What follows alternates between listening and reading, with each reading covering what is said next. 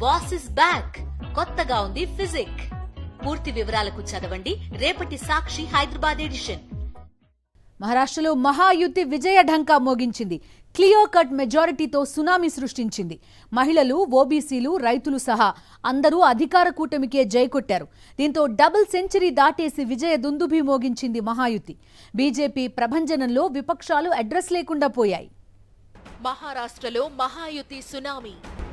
220కి పైగా స్థానాల్లో కూటమి ప్రభంజనం. 130 స్థానాలతో అతిపెద్ద పార్టీగా అవతరించిన బీజేపీ. మహాయుతి దూకుడుకు కుదేలైన మహావికాస్ అఘాడీ. మహారాష్ట్ర అసెంబ్లీ ఎన్నికల్లో బీజేపీ బ్లాక్ బస్టర్ కొట్టింది. 2019కి మించి ఫలితాలు రాబట్టింది. బీజేపీ నేతృత్వంలోని మహాయుతి కూటమి బంపర్ విక్టరీ నమోదు చేసింది. 220కి పైగా స్థానాలతో జయకేతనం ఎగురవేసింది. సొంతంగా 130 సీట్లు గెలుచుకున్న బీజేపీ మహారాష్ట్రలో అతిపెద్ద పార్టీగా అవతరించింది. ఎలక్షనీరింగ్ లో తనకు తిరుగులేదని మరోసారి నిరూపించుకుంది.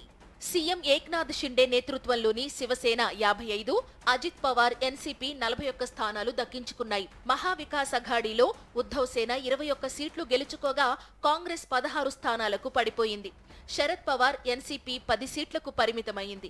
76 సీట్లలో బీజేపీ కాంగ్రెస్ మధ్య డైరెక్ట్ ఫైట్ జరగ్గా 50కి పైగా స్థానాల్లో హస్తం పార్టీ కనీస పోటీ ఇవ్వలేక దారుణంగా చతికిలపడింది.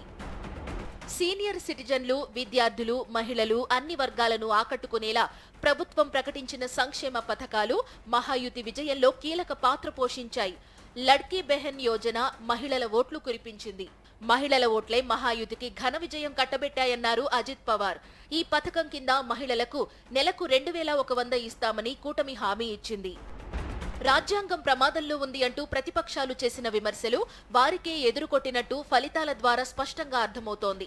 ఐక్యంగా ఉంటేనే సురక్షితంగా ఉంటామన్న ప్రధాని మోదీ నినాదం బీజేపీకి బాగా ప్లస్ అయింది. రాష్ట్రంలో 50% పైగా ఉన్న ఓబీసీలు కలిసికట్టుగా కమలం గుర్తుకు ఓటేశారు. అందుకే మరాఠా ఉద్యమం ఉవ్వెత్తున ఎగిసిపడిన ప్రాంతాల్లోనూ బీజేపీ విజయం సాధించగలిగింది. విదర్భ నుంచి పశ్చిమ మహారాష్ట్ర వరకు అన్ని ప్రాంతాల్లో మహాయుతి సత్తా చాటింది.